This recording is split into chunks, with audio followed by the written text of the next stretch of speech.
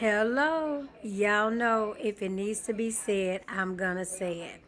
Okay. So as we watch Carmelo Anthony in Texas, and I'm so glad there are so many people watching, the hate, the the way that they're trying to come after this young man, the way the prosecutors are saying and calling him a vicious murderer, the way they only show his picture, his mug shot.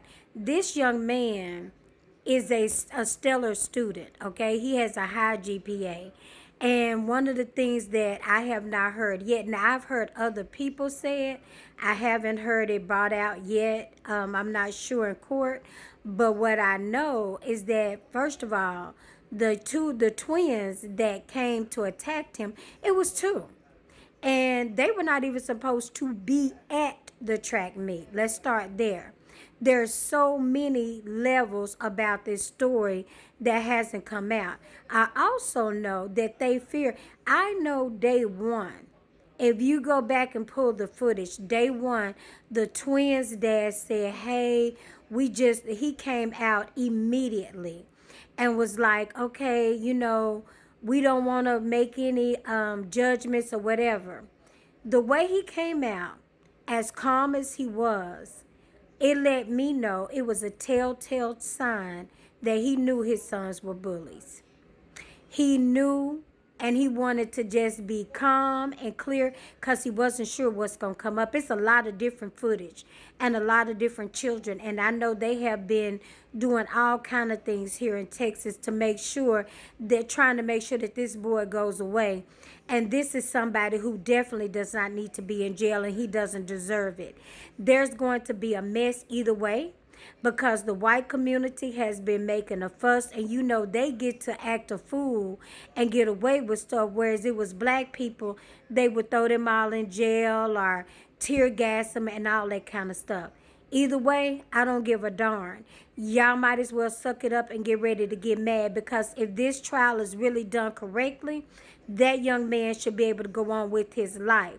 Now, we know he will always have people trying to hate him, because guess what? Like I said, the privilege of being able to just act a fool when you want to, that's a white thing, because black people cannot do it.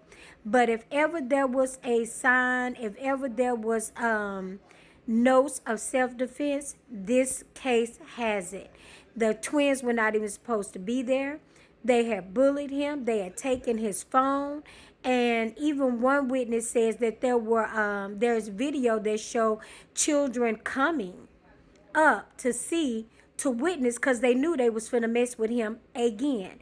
In other words, they had been getting away with it. Nobody stopped them. Nobody did anything, which is not unlikely, which is not unheard of in Texas, because I know with my son, I had to become a fixture at junior high. Anytime people came at him, it was like, okay, no big deal. But the one time he retaliated, the principal was ready to try to put him out of school. And I remember my son was so upset. And I walked in. I was like, what you crying for? And the principal was like, ma'am, you need to address me. I said, no, you need to hush. I'm talking to my son. And he said they're talking about putting me out of the MST program, which is the Math, Science, and Technology, a program that he earned. I said, absolutely not. I said, if that happens, that man over there will not be principal. He did not like it, but I had to challenge every step of the way. And by the time I got finished, I made it my job. I made it my duty to be at school. And it's hard, because if you're a parent that works and you're trying to move in a career and advance, once again, the privilege of going back and forth or being able to be there for your children, they don't expect black parents to do it. I experienced that on my job. They would always go, well, aren't your children? Well, why do you have to? And I would always tell them, I'm sorry, I have not given you permission to ask me those questions. If I tell you I need to be out for my child, I expect you to treat me just like you treat this person, and this person. Did you not think that black women are involved in the PTA? Did you not think? And then they want to get, oh, honey, I had to call them out several times. It is a fight. That's why when I tell you all that racism goes deep, They expect our children to be latchkey children. They expect us to work late hours and leave them alone. They expect them to grow up by themselves and to not have a parent to come up and say something for them. But God forbid, look, Johnny gets into something. They're going to be there on the spot. They're going to wait for Johnny's parents. His parents are great parents, all of that. Even at the job, I worked with a person that was out for their kids more than anything. They had one.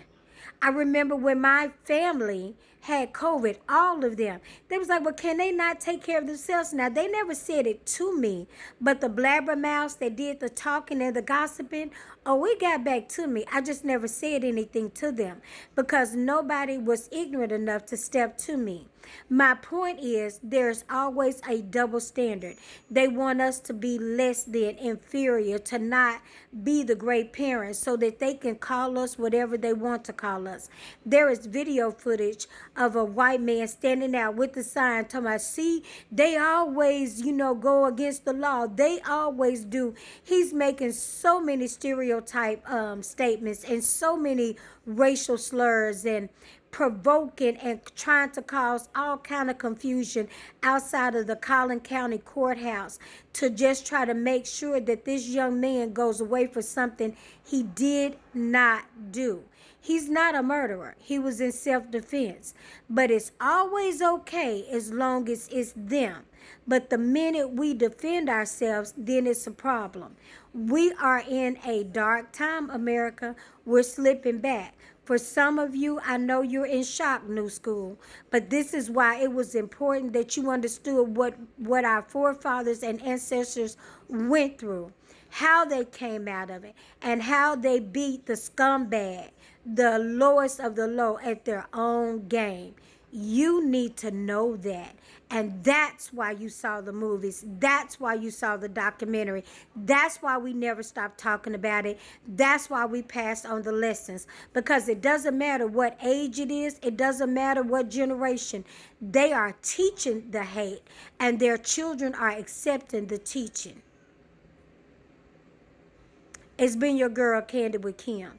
Because if it needs to be said, I'll say it.